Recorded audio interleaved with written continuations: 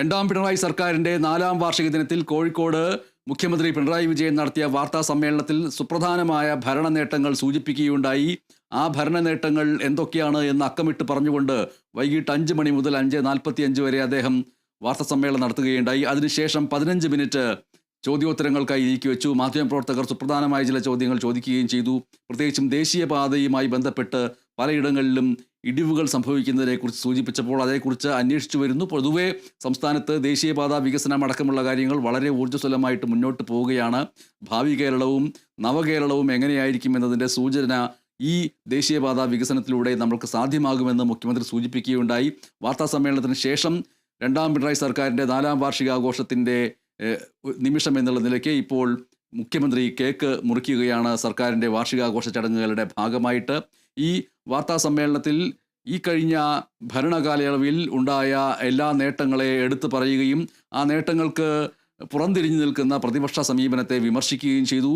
നേട്ടങ്ങളുമായി ഒരു ഭാഗത്ത് മുന്നോട്ട് പോകുമ്പോൾ കേന്ദ്ര സർക്കാർ ഈ സംസ്ഥാനത്തെ ഏതൊക്കെ രീതിയിൽ ഞെരുക്കാൻ ശ്രമിച്ചുവെന്ന് മുഖ്യമന്ത്രി സൂചിപ്പിക്കുകയുണ്ടായി. അങ്ങനെ കേന്ദ്ര സർക്കാർ ഒരു ഭാഗത്ത് സംസ്ഥാനത്തിൻ്റെ വികസനത്തിന് തടസ്സം നിൽക്കുന്ന രീതിയിൽ ഞെരിക്കുന്ന സമീപനം എടുത്തുകൊണ്ടിരുന്നപ്പോൾ അതിനെതിരെ കേരളം പോരാടാൻ ശ്രമിച്ച നാളുകളിൽ കേരളത്തിനൊപ്പം നിൽക്കേണ്ടതിന് പകരം പ്രതിപക്ഷം മറ്റൊരു സമീപനം കാണിച്ചത് ഉചിതമായില്ല എന്ന് മുഖ്യമന്ത്രി സൂചിപ്പിക്കുകയുണ്ടായി. സംസ്ഥാന സർക്കാരിൻ്റെ വാർഷിക ആഘോഷങ്ങളുമായി ബന്ധപ്പെട്ട്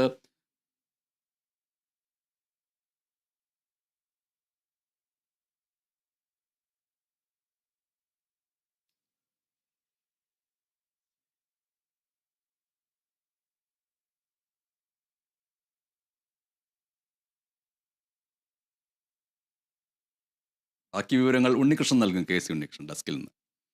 ഉണ്ണികൃഷ്ണൻ.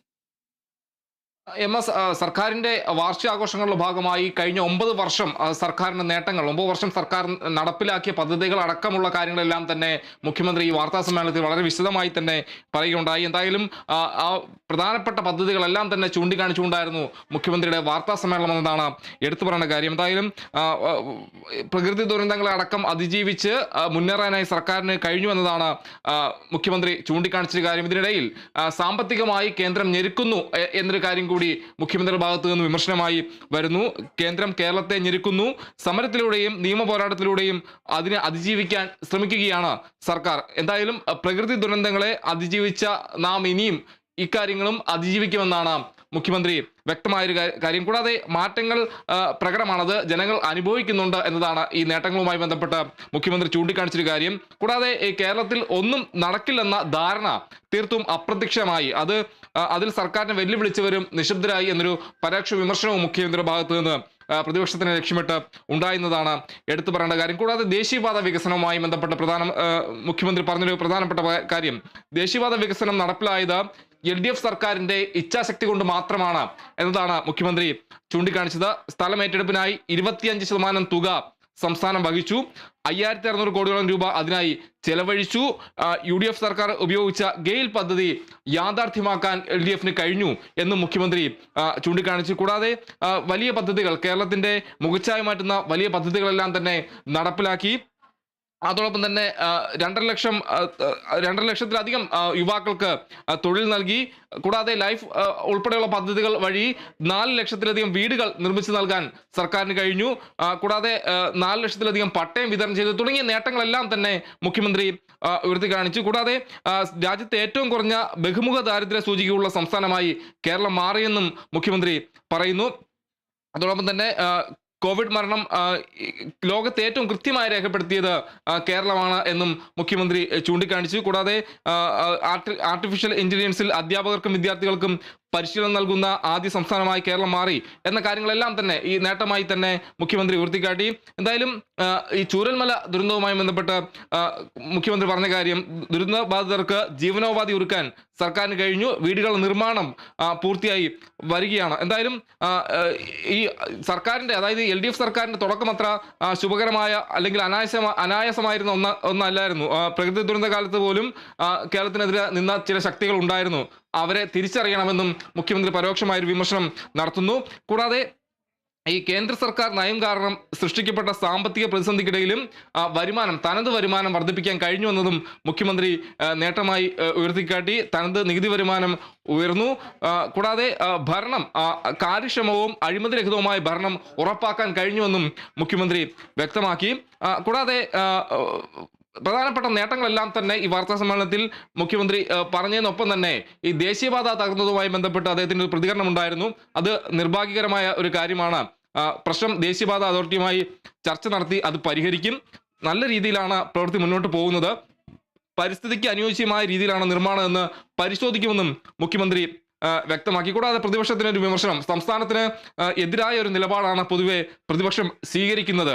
പലപ്പോഴും കേന്ദ്രത്തിനൊപ്പം നിൽക്കുന്ന നിലപാടാണ് പ്രതിപക്ഷം സ്വീകരിക്കുന്നത് എന്നൊരു വിമർശനം മുഖ്യമന്ത്രിയുടെ ഭാഗത്തു നിന്നും വരുന്നു. കൂടാതെ മൂന്നാം സർക്കാർ എന്നുള്ളത് തെരഞ്ഞെടുപ്പ് വരുമ്പോൾ ആലോചിക്കാമെന്നാണ് മുഖ്യമന്ത്രി പറഞ്ഞത്. ഇനിയും ജനങ്ങൾക്ക് വേണ്ടി പ്രവർത്തനങ്ങൾ നടത്താനുണ്ട് എന്നൊരു കാര്യം കൂടി പിണറായി വിജയൻ എടുത്തു പറയുന്നു. അതോടൊപ്പം തന്നെ തിരുവനന്തപുരത്തെ ബിന്ദുമായി ബന്ധപ്പെട്ട കേസുമായി ബന്ധപ്പെട്ട് പറഞ്ഞത്, യുവതിക്ക് നേരെ ഉണ്ടായത് സംഭവിക്കാൻ പാടില്ലാത്തൊരു കാര്യമാണ്. കേസ് അന്വേഷണത്തിൽ മുഖ്യമന്ത്രിയുടെ ഓഫീസ് ഇടപെടില്ല, വീഴ്ചയിൽ നടപടി തുടങ്ങി എന്നാണ് മുഖ്യമന്ത്രി വ്യക്തമാക്കിയ ഒരു കാര്യം. കൂടാതെ ആശാവർക്കർമാരുടെ സമരവുമായി ബന്ധപ്പെട്ട് മുഖ്യമന്ത്രി പ്രതികരണം നടത്തി. സമരത്തോട് അസഹിഷ്ണുതയില്ല, സമരം ഒത്തുതീർപ്പാക്കാൻ ശ്രമിച്ചിരുന്നു, അത് വിജയിച്ചില്ല എന്നാണ് മുഖ്യമന്ത്രി പറഞ്ഞൊരു കാര്യം. കൂടാതെ പ്രതിപക്ഷ നേതാവ് സ്വയം അപഹാസ്യനാകുന്നു എന്ന ഒരു പ്രതികരണം കൂടി മുഖ്യമന്ത്രി നടത്തുന്നു. ആരോപണം അടിസ്ഥാനരഹിതമായ ആരോപണം പ്രതിപക്ഷ നേതാവ് ഉന്നയിക്കുകയാണ് എന്നതാണ് അദ്ദേഹത്തെ ചൂണ്ടിക്കാട്ടിച്ചുകൊണ്ട് ഒരു വിമർശനം എന്ന രീതിയിൽ മുഖ്യമന്ത്രിയുടെ ഭാഗത്തു നിന്ന് വന്നത്. അതോടൊപ്പം തന്നെ ഇ ഡിയുമായി ബന്ധപ്പെട്ട് ED ഉദ്യോഗസ്ഥർ കൈക്കൂലി വാങ്ങിയ സംഭവവുമായി ബന്ധപ്പെട്ട് മുഖ്യമന്ത്രിയുടെ ഒരു രൂക്ഷമായ ഒരു വിമർശനം ഉണ്ടായി. ഇതിൽ പ്രധാനമന്ത്രി ഇടപെടണമെന്നാണ് മുഖ്യമന്ത്രി പറഞ്ഞത്. വിശദമായ അന്വേഷണം വേണം. കേന്ദ്ര ഏജൻസിയുടെ വിശ്വാസ്യത തന്നെ തകർക്കുന്ന സംഭവമാണ് ഉണ്ടായത്. EDക്കെതിരെ പലതരത്തിൽ പരാതി ഉയർന്നു വന്നിട്ടുണ്ടെന്നും മുഖ്യമന്ത്രി പറയുന്നു. കൂടാതെ കോഴിക്കോട് തീപിടുത്തവുമായി ബന്ധപ്പെട്ട് മുഖ്യമന്ത്രി പറഞ്ഞൊരു കാര്യം, പുതിയ കെട്ടിടങ്ങൾക്ക് ഫയർ ഓഡിറ്റ് നിർബന്ധമാക്കിയെന്നാണ് മുഖ്യമന്ത്രി പറഞ്ഞത്. കോഴിക്കോട് മെഡിക്കൽ കോളേജിൽ ഉണ്ടായ പുക കൃത്യമായി പരിശോധിക്കും എന്നാണ് കോഴിക്കോട് മെഡിക്കൽ കോളേജിലെ ആ വിഷയവുമായി ബന്ധപ്പെട്ട് മുഖ്യമന്ത്രി പ്രതികരണം പറഞ്ഞത്. കൂടാതെ കടയിലെ തീപിടുത്തം കളക്ടറുടെ റിപ്പോർട്ട് ലഭിച്ച ശേഷം അതിൽ നടപടി ഉണ്ടാകുമെന്നാണ് മുഖ്യമന്ത്രി വ്യക്തമാക്കിയത്. കൂടാതെ പത്തനംതിട്ടയിൽ ആന ചെരിഞ്ഞതുമായി ബന്ധപ്പെട്ട് ജനീഷ് കുമാർ MLA ബന്ധപ്പെട്ട ചോദ്യത്തിന് പറഞ്ഞത്, നിയമം കയ്യിലെടുക്കാൻ ആർക്കും അവകാശമില്ലെന്നാണ് മുഖ്യമന്ത്രി പറഞ്ഞൊരു കാര്യം. കൂടാതെ വന്യമൃഗശല്യം തടയാൻ നായാട്ടിന് അനുമതി വേണം. അത് വന്യമൃഗങ്ങളെ നിയന്ത്രിക്കണമെങ്കിൽ നായാട്ടാണ് ഒരു വഴി. അതിന് നടപടി വേണം. വന്യജീവി നിയമത്തിൽ കാലാനുസൃതമായ മാറ്റം വരണം. അക്കാര്യം കേന്ദ്രത്തോട് ആവശ്യപ്പെട്ടിട്ടുണ്ടെന്ന് മുഖ്യമന്ത്രി പ്രതികരിച്ചു. എന്തായാലും വളരെ ദീർഘമായ ഒരു വാർത്താ സമ്മേളനം, സർക്കാരിന്റെ നേട്ടങ്ങൾ എടുത്തു പറയുന്നു, സമകാലിക വിഷയങ്ങൾ, അതോടൊപ്പം തന്നെ നിലവിലെ വിഷയങ്ങളെല്ലാം തന്നെ കൃത്യമായ മറുപടി മുഖ്യമന്ത്രി നൽകുകയായിരുന്നു. MS. ശരി ഉണ്ണികൃഷ്ണൻ, ഇനി ഒരു ഇടവേള കഴിഞ്ഞ് നമ്മൾക്ക് വാർത്തകളിലേക്ക് തിരികെ എത്താം. ഇടവേളയ്ക്ക് ശേഷം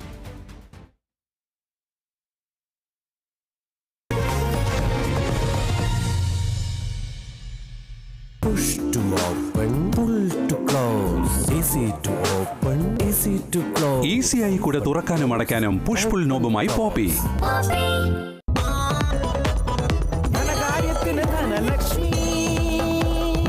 Dhanlaxmi hire purchase and leasing limited. ധനകാര്യത്തിന് ഇനി ധനലക്ഷ്മി. ഇത്തവണ ഫസ്റ്റ് അടിക്കില്ലേ നമ്മള്?